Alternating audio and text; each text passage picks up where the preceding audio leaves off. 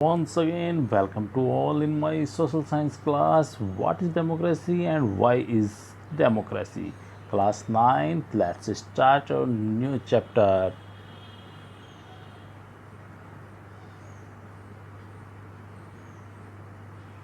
Hello Rahul, what happened? You are looking worried. Hmm, I am thinking about democracy. Do you know what is democracy? No. Let's go to Sir. He will answer your all questions.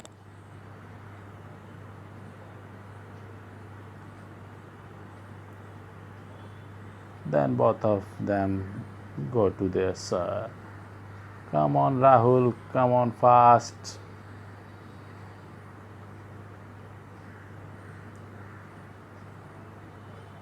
Good morning, sir.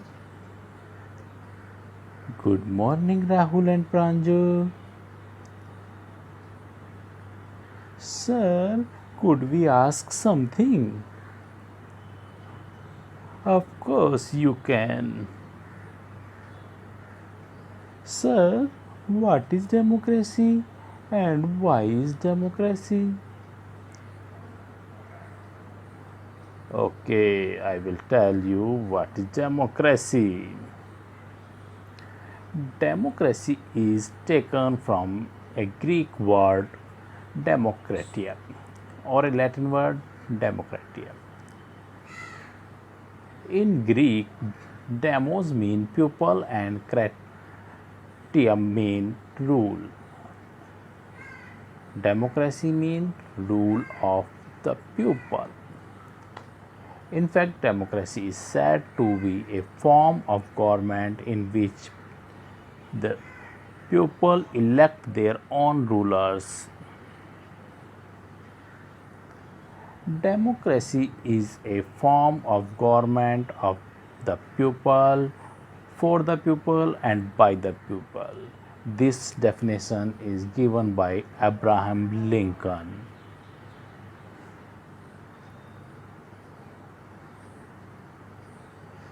The simple definition of democracy raises some questions. Who are the ruler in this definition? What kind of election constitute a democracy election?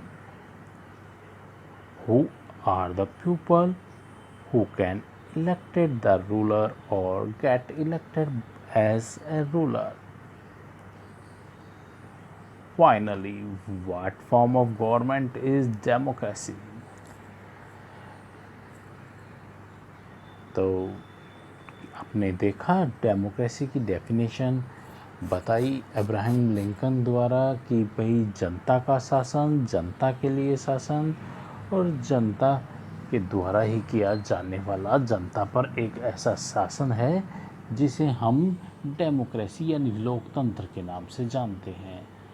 इस definition में कुछ सवाल भी खड़े हुए और इन्हीं सवालों का जवाब हम आगे इस चैप्टर में पूरे में देखेंगे। फीचर्स ऑफ डेमोक्रेसी, कौन कौन से फीचर्स हैं जो हमें बता होने चाहिए एक डेमोक्रेसी के अंदर।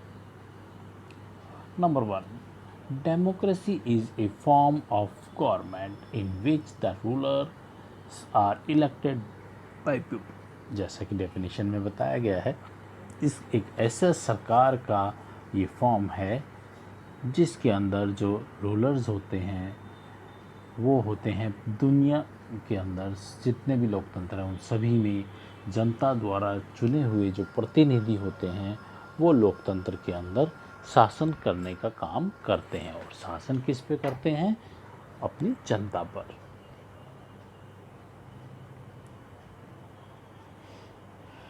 म्यांमार का एक एग्जाम्पल आपको बताते हैं। Myanmar where the army ruler, वहाँ पे पूरी तरीके से आर्मी का ही रूल चलते हैं और आर्मी ही वहाँ पे रूल करती है, यानी शासन करती है। Dictator Pinochet rules in Chile. Chile के अंदर जो है डिक्टेटरशिप है, यानी कि तानाशाही है। और जो प्रेसिडेंट एन क्रूमा हैं वो घाना के अंदर शासन करते हैं। और ये कोई भी डेमोक्रेसी का एग्जाम्पल नहीं है, क्योंकि वहाँ पे तानाशाही है, लोकतंत्र नहीं है, ज़बरदस्ती लोगों पर शासन किया जाता है। They were not chosen by the people. किसी भी प्रकार से जनता ने उन्हें नहीं चुना है। Hereditary king like the king of Nepal and Saudi Arabia are also not a democratic rulers because they were born in noble family. That's why they ruled in their country. जब एक राजशाही परिवार में आपका जन्म हुआ है, केवल आप इसीलिए शासन करते हैं, योग्यता को ध्यान में नहीं देते, जनता आपको पसंद नहीं करती, तो फिर आप उसे डेमोक्रेसी नहीं कह सकते। आप ज़बरदस्ती जनता पे शासन करते हैं, कोई आपको चुनता नहीं, आप जनता के द्वारा चुने गए नहीं हैं, तो ऐसे में उसे हम डेमोक्रेसी नहीं बोल पाएंगे। सेकंड जो उसका फीचर है, in democracy finally decision making power must rest with those elected by the people. इसमें पूरी की पूरी जो पावर होती है उन लोगों के पास होती है जो कि जनता द्वारा चुने जाते हैं। अगर जनता द्वारा नहीं चुने जाएंगे तो फिर उसे हम डेमोक्रेसी नहीं कह पाएंगे। इसके में भी एक एग्जांपल देखते हैं। हमारे पास में एक कंट्री है, नियर बाई कंट्री पाकिस्तान। वहाँ पर अभी कुछ समय पहले परवेज़ मुशर्रफ जो थे वो वहाँ के जनरल थे। दे लेड ए मिलिट्री कॉप इन अक्टूबर 1999। उन्होंने तख्ता पलट कर दिया था शासन का, और वहाँ पे जो एक सरकार थी जो कि चुनी गई सरकार थी उसे उन्होंने हटा दिया, वहाँ से ओवरथ्रो किया और अपने आप को जो चीफ एग्जीक्यूटिव ऑफ कंट्री का उन्होंने डिपुट कर दिया। उसके बाद उन्होंने और चेंजेस किए अपने डेजिनेशन में और प्रेसिडेंट बन गए वो स्वयं ही। इन 2002 held a referendum in the country that granted him a 5-year extension। और उन्हें 5 साल का एक एक्सटेंशन मिल गया, क्योंकि अब जो थे वो प्रेसिडेंट थे और उन्होंने एक रेफरेंडम के थ्रू जनता की ताकत अपने साथ लाने के लिए, दिखाने के लिए कि जनता हमें पसंद करती है, और इसी के बेस पे वो जो है प्रेसिडेंट बन के उन्होंने अपना 5 साल का कार्यकाल बढ़ा लिया। और यही जो रेफरेंडम है वो पूरी तरीके से बेस था माल प्रैक्टिस और फ्रॉड पे। ये एक तरीके का दिखावा था, पूरी तरीके से फ्रॉड था, एक कुकृत्य था जिसको जनता के सामने, दुनिया के सामने दिखाया गया।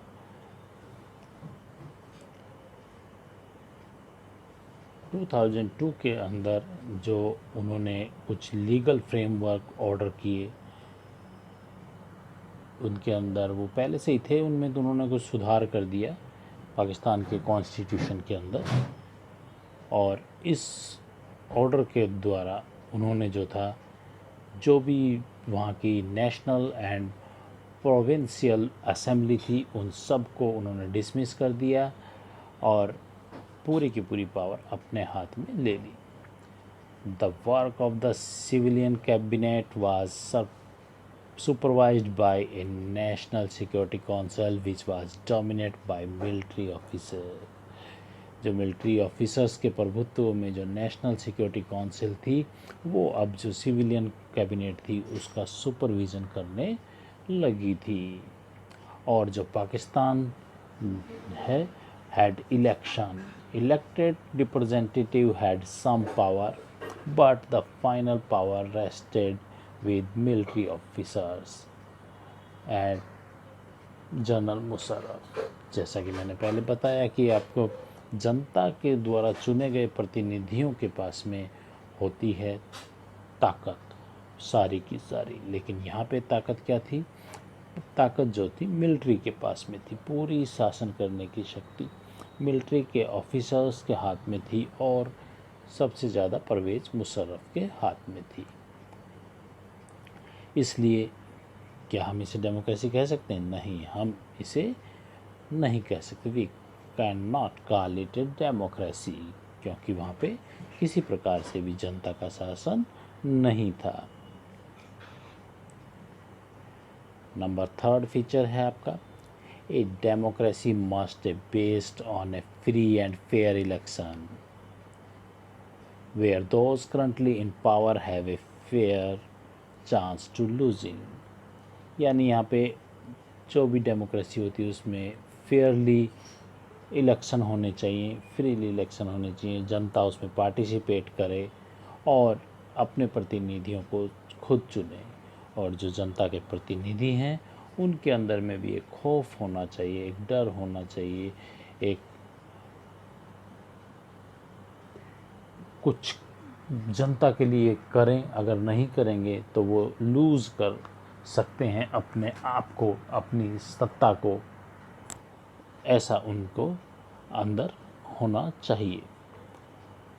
इसी का एग्जाम्पल लेते हैं। चाइना के अंदर एक एग्जाम्पल बताते हैं आपको।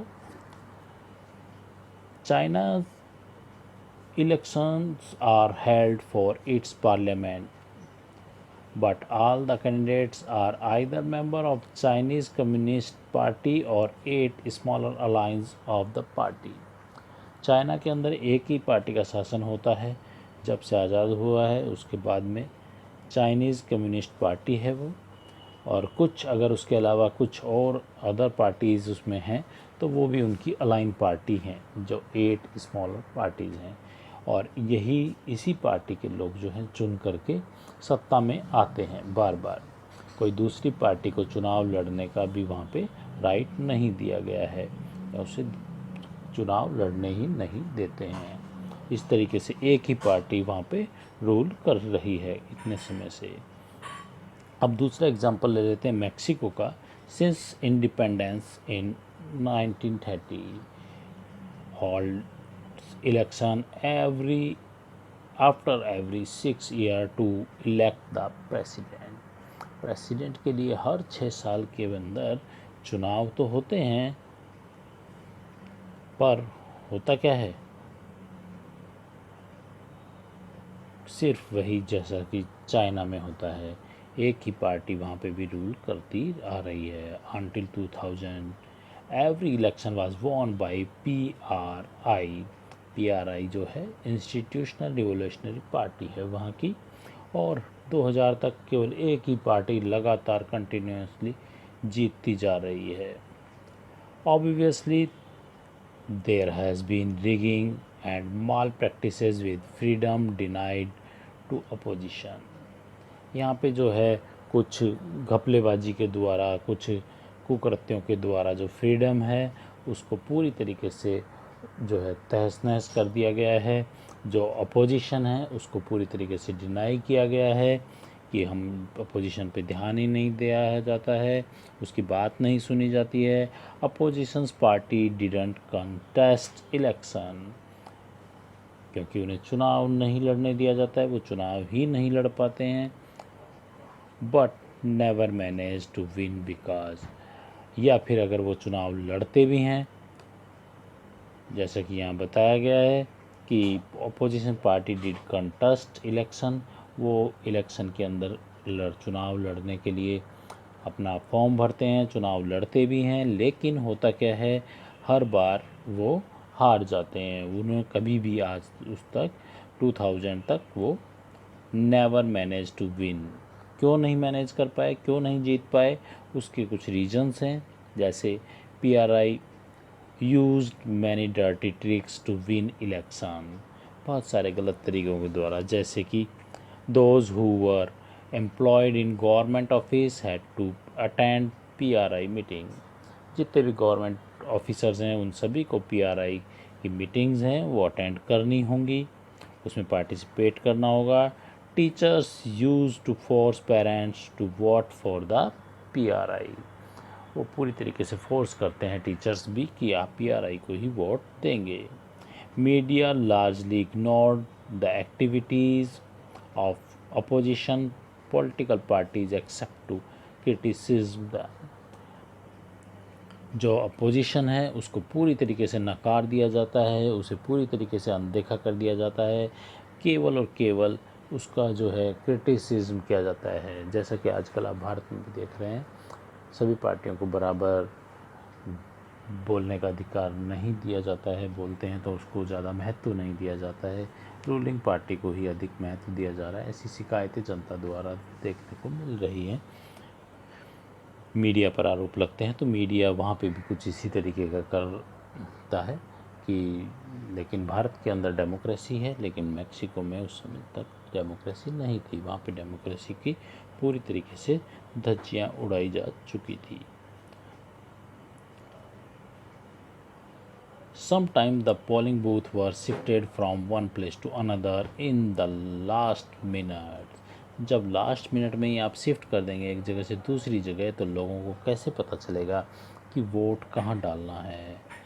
और ऐसे में जब उन्हें वोट डालने के लिए जाना होता था तो ये है उनके लिए एक डिफ़िकल्ट हो जाता था कि वो कहाँ जाएं और कहाँ पे अपना वोट कास्ट करें।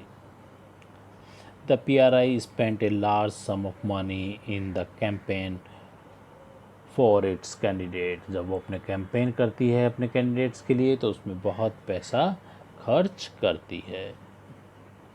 ये दोनों ही एग्जाम्पल जो आपने देखे, इन दोनों ही एग्जाम्पल्स से आपको पता चलता है कि इलेक्शन जो हैं वो होते हैं, परंतु कोई भी जो है इसको ऐसा नहीं कह सकता है कि ये फेयरली है और फ्रीली इलेक्शन हो रहे हैं। वहाँ पे क्या हो रहा है, वहाँ पे करप्शन हो रहा है, इलेक्शन के अंदर धांधली हो रही है, rigging and mall practices use की जा रही हैं इलेक्शन को जीतने के लिए, गलत तरीके अपनाए जा रहे हैं। तो ऐसी चीज़ को क्या हम इलेक्शन के अंदर जब गलत तरीके अपनाए जाते हैं, फेयर एंड फ्री इलेक्शन नहीं होगा, तो क्या हम उसे कह सकते हैं कि वे डेमोक्रेसी है? नहीं, हम उसे डेमोक्रेसी नहीं कह सकते हैं। फीचर नंबर 4 है आपका डेमोक्रेसी के अंदर people will ascertained by each adult citizen having one vote and each vote has one value। यानी कि जो सिटीज़न होता है उनके पास में, सभी के पास में एक वोट होगा और सभी के वोट का वैल्यू भी एक ही होगा, किसी के वोट का वैल्यू एक या से ज़्यादा नहीं होगा। यानी कि किसी प्रकार का यहाँ पे डिस्क्रिमिनेशन नहीं किया जाता है डेमोक्रेसी के अंदर, लोगों के साथ में सभी को बराबर बराबर जो है हक दिया जाता है। Democracy is based on the fundamental principle of political equality, क्योंकि ये पूरी तरीके से बेस्ड है किस पे, फंडामेंटल प्रिंसिपल, हमारे जो सिद्धांत हैं जो कॉन्स्टिट्यूशन में दिए गए हैं पॉलिटिकली इक्वलिटी के सभी को। इसके अंदर में भी हम आपको कुछ एग्जांपल्स देते हैं, जैसे कि कंट्रीज़ हैं like Saudi Arabia, Estonia and Fiji in some और other way deny voting right to certain sections of its population. ये लोग जो हैं अपने जनता को सभी अधिकार नहीं देते हैं। वहाँ पे जो है कुछ जगह जो कुछ लोगों को राइट ही नहीं होता है वोट डालने का। जैसे सऊदी अरबिया में woman didn't have the right to vote, उनके पास किसी प्रकार का राइट नहीं है वोट डालने का। और एस्टोनिया की बात करते हैं, has made its citizenship rule in such a way that people belonging to the Russian minority found it difficult to get the right to vote. यानी कि यहाँ पे जो रशियन माइनॉरिटीज़ से जो बिलोंग करने वाले लोग हैं उन्हें भी वोट के लिए जो है संघर्ष करना पड़ता है, क्योंकि उन्हें राइट ही नहीं मिल पाया है अब तक वोट डालने का। यानी कि वो वोट ही नहीं कर पाते हैं आज भी एस्टोनिया में। तो ये एक तरीके का डिस्क्रिमिनेशन है एक कम्युनिटी के साथ में। और फिजी की बात करते हैं तो फिजी के अंदर में भी जो इलेक्ट्रल जो सिस्टम है उसके अंदर इसी प्रकार का कुछ है। जो इंडिजीनियस फिजी हैं उनके वोट की ज़्यादा वैल्यू है। किनसे? इंडियन फिजियन, जो इंडियन फिजियन हैं उनसे ज़्यादा इंडिजीनियस जो फिजी हैं उनके वोट का महत्व है, उनके वोट का वैल्यू है। इसलिए यहाँ पे भी डिस्क्रिमिनेशन हमें देखने को मिलता है। तो क्या हम इसे डेमोक्रेसी कहें?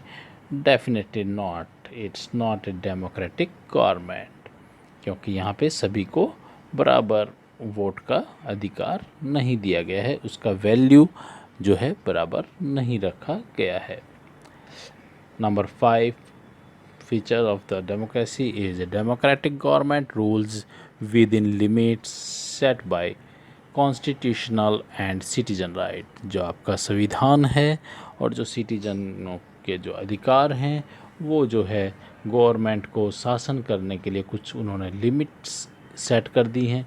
उन्हीं के द्वारा, उन्हीं के अंदर रहते हुए किसी भी चुनी गई सरकार को शासन करना पड़ता है। A democratic government cannot do what it like after winning the election। उसका जो मन करेगा गवर्नमेंट का जीतने के बाद में कि वह वही करे, तो वह ऐसा नहीं कर सकती है। उन्हें संवैधानिक दायरे में रहते हुए ही अपने कार्यों को करने पड़ेंगे। उन्हें रेस्पेक्ट देनी पड़ेगी। सभी जो शासन करने के लिए जो जिन्होंने उन्हें चुना है उस जनता को, जो लोग यहाँ पे काम करते हैं उनको, यानी कि उनकी अकाउंटेबिलिटी होती है। एक अकाउंटेबिलिटी होती है उनको, उसके बेस पे वो लोग शासन करते हैं।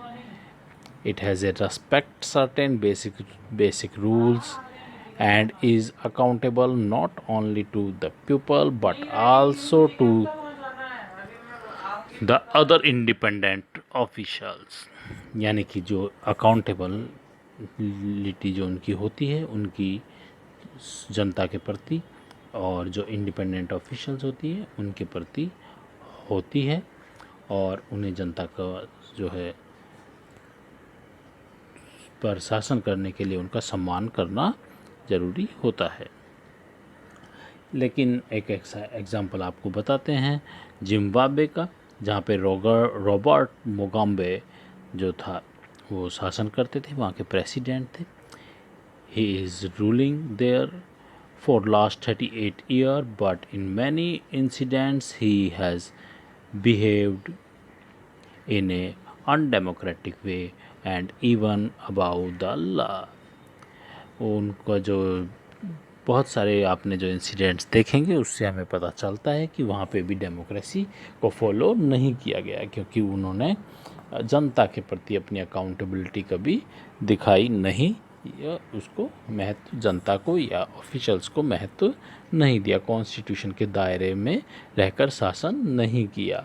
रॉबर्ट मुगाबे जो पार्टी है उन्होंने सभी डेमोक्रेटिक फीचर्स हैं उनको वायलेट कर दिया गया। किस तरीके से किया है वो देखिए, हम देखते हैं। Since independence from white minority election have been held regularly and always won by ZANU-PF, Zimbabwe African National Union Patriotic Front, ये इसका फुल फॉर्म है। और ये पार्टी लगातार वहाँ पे चुनाव जीतती जा रही है, हालांकि वहाँ इलेक्शन होते हैं। प्रेसिडेंट मुगाबे पॉपुलर हैं but also use unfair practices in election. वो बहुत ही जो है अनफेयर तरीके से जो है चुनाव जीतते हैं। बहुत सालों से जो वहाँ पे है जो गवर्नमेंट है वो बहुत सारे उन्होंने कॉन्स्टिट्यूशन में चेंज कर दिए गए several time to increase the power of the president and make him less accountable. उन्होंने उस प्रेसिडेंट की पावर को एक और बढ़ाया है और उसकी जो अकाउंटेबिलिटी है देश के प्रति शासन करने के लिए वो उन्होंने उसे पूरी तरीके से कम कर दिया गया है। अपोजिशन पार्टी के जो वर्कर हैं उन्हें हरास किया जाता है और उनकी मीटिंग जो है उनको डिसरप्टेड किया जाता है, उन्हें बाधित कर दिया जाता है, रोक दिया जाता है, उनके अंदर किसी प्रकार के व्यवधान उत्पन्न कर दिए जाते हैं ताकि वो कोई भी ऐसा काम नहीं कर सके। Public protest and demonstration against the government are declared illegal. आप सरकार के खिलाफ किसी प्रकार का प्रदर्शन या फिर प्रोटेस्ट नहीं कर सकते हैं। क्यों नहीं कर सकते हैं? क्योंकि अगर आप करेंगे आपको अरेस्ट कर लिया जाएगा, क्योंकि ये इलीगल डिक्लेयर किया जा चुका है। There is a law that limit the right to citizen the president. यहाँ पे जो लॉ है उसके अंदर जो सिटीजन्स के राइट हैं उनको एक सीमा के अंदर उन्हें बांध दिया गया है, उनमें लिमिटेशंस लगा दी गई हैं और सारे के सारे जो अधिकार हैं जो रूलिंग पार्टी और प्रेसिडेंट के पास में दिए गए हैं। Television and radio are controlled by the government. जैसे सभी जगह देखना पड़ता है, तानाशाह के अंदर क्या होता है, रेडियो है, टीवी हैं, वो गवर्नमेंट के कंट्रोल में काम करते हैं और केवल जो चाहती है सरकार के विज़न को ही वो जनता के सामने रखती है। ऐसा ही जिम्बाब्वे में भी हो रहा था। There are independent newspaper but government has those journalist who go against it. जैसा कि आपने भी देखा, भारत में भी आजकल देखने को मिल रहा है कि जो भी सरकार के विरुद्ध बोलेगा उसे उठा करके जेल में डाल दो। ऐसा ही वहाँ पे भी होता था, ज़बरदस्ती जो है कोई भी न्यूज़पेपर वगैरह को, सब इंडिपेंडेंट थे लेकिन अगर सरकार के विरुद्ध बोलेंगे तो उठा करके जेल में डाल दिया जाएगा। उन्हें सरकार के विरुद्ध बोलने की आज़ादी नहीं थी। The government has ignored some court judgments. Government ने कुछ जो जजमेंट कोर्ट द्वारा दिए गए उन्हें उन्होंने डिनाई किया है, उन्हें उन्होंने इग्नोर किया है और लेकिन उन्होंने जजेस को समय समय पे प्रेशराइज भी किया है। Therefore popular government and popular leader Robert Mugabe are the example of undemocratic government. ये पूरी तरीके से एक अनडेमोक्रेटिक गवर्नमेंट थी।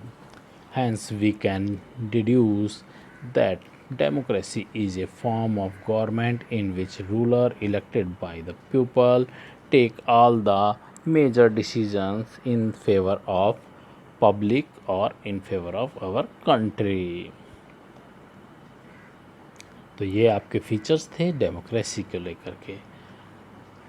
और सेकेंड, इसके फीचर के अंदर आपको बताया गया है कि पूरा का पूरा पावर जो होता है वो सरकार, चुनी हुई सरकार के पास में होता है, जो पूरी तरह अकाउंटेबल होती है और वही जो है आपके लिए रूल करने का काम करती है।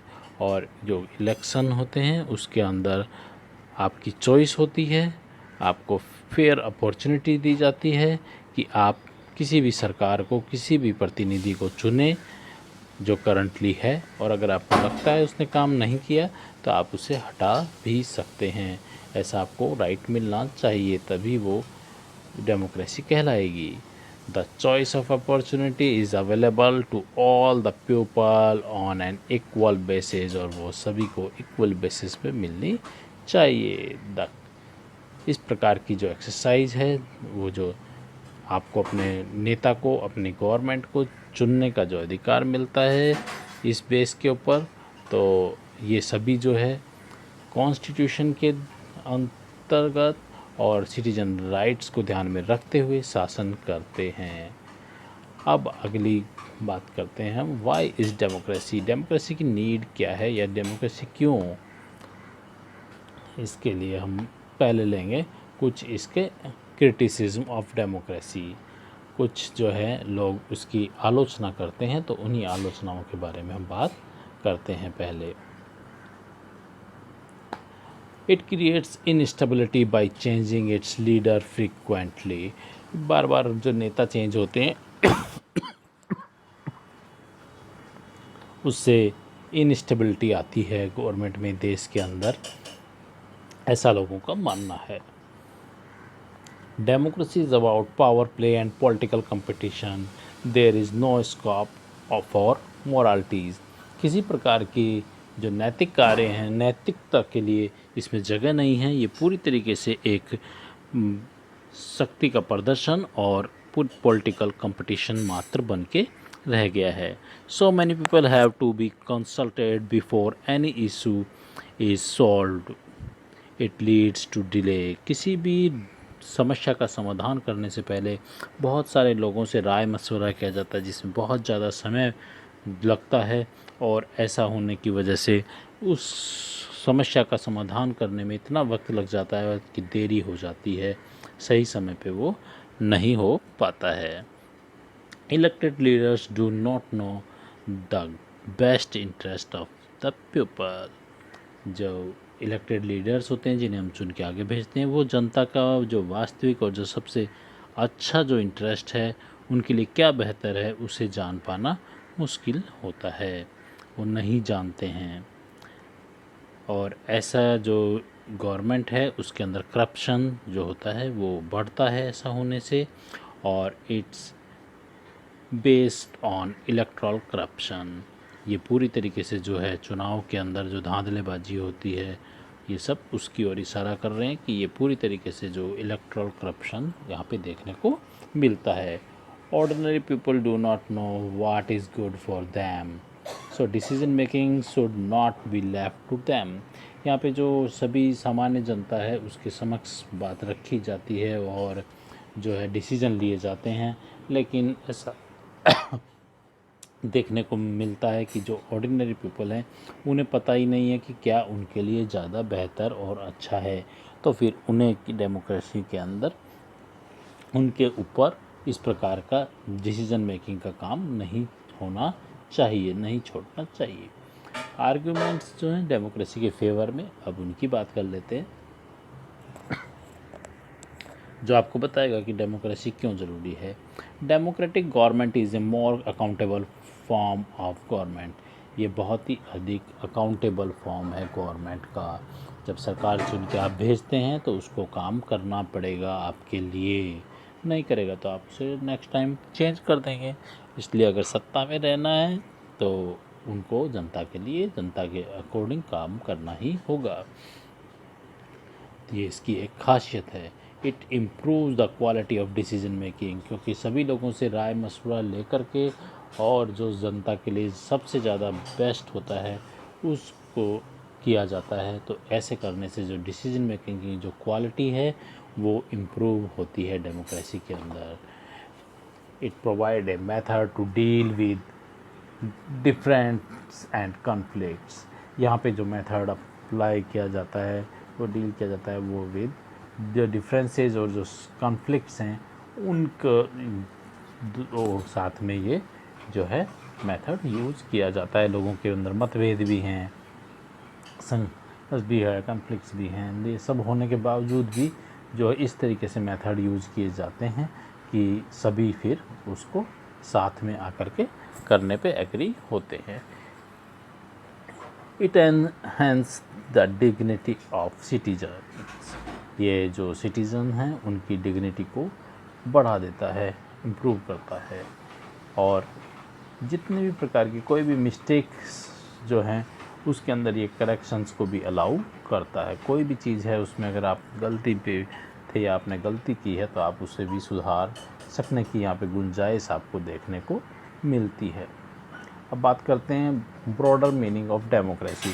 डेमोक्रेसी के बारे में भी आपने देखा, ये सभी फीचर्स बताए, आपने को बहुत सारे एग्जाम्पल भी दिखाए कि भाई सभी जगह पे डेमोक्रेसी जो है वो पूरी तरीके से काम नहीं कर रही है या नहीं करती है, गलत तरीके से लोग चुने जाते हैं। तो इसका ब्रॉड मीनिंग क्या होगा, या ब्रॉड तरीके से डेमोक्रेसी को कैसा देखा जाए। केवल छोटी सी परिभाषा डेमोक्रेसी की नहीं हो सकती है।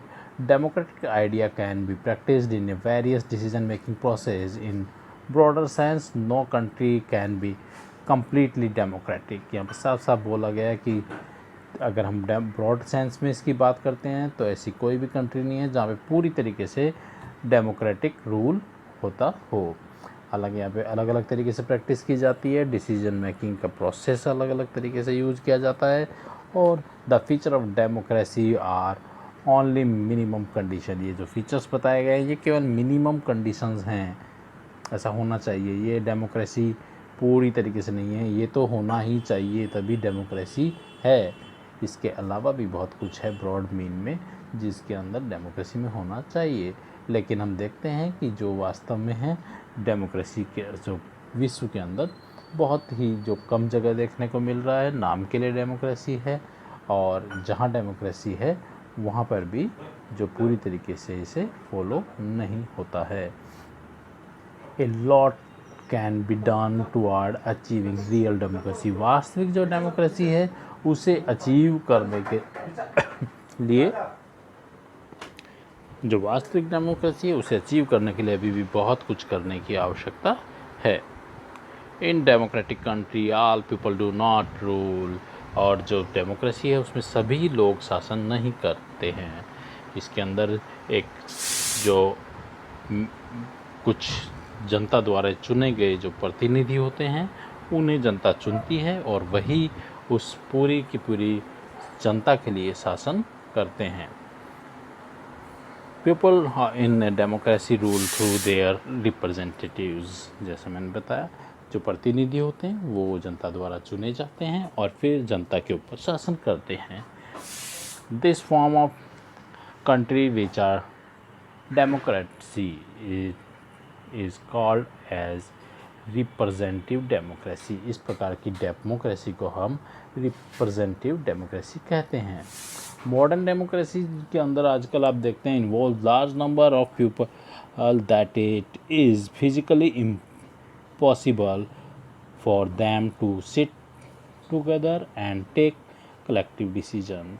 आजकल की जो मॉडर्न डेमोक्रेसी है उसके अंदर जब हम देखते हैं कि बहुत अधिक जनसंख्या बढ़ चुकी है और फिजिकली ऐसा पॉसिबल नहीं है कि किसी भी डिसीजन को एक साथ बैठ करके कलेक्टिव डिसीजन लिया जा सके। Even if they could, the citizen does not have the time, the desire or the skill to take part in all the decision। और ऐसा भी है, अगर ऐसा मान भी लेते हैं सब एक साथ बैठ करके डिसीजन ले सकते हैं, तो भी सिटीजन्स के पास में इतना टाइम नहीं है, उनके पास में डिज़ायर्स, इच्छा शक्ति नहीं है और स्किल भी नहीं है कि वो पार्ट इसमें ले सकें और डिसीजन कोई ले पाएँ। सबके अंदर इतनी काबिलियत नहीं है या उनके पास इतना टाइम और इच्छा शक्ति नहीं है कि वो ऐसा कर पाएँ, तो इसलिए भी ऐसा होना संभव नहीं दिखता है। तो ये आपका डेमोक्रेसी चैप्टर था जो कि कंप्लीट हो गया है। फिर मिलेंगे।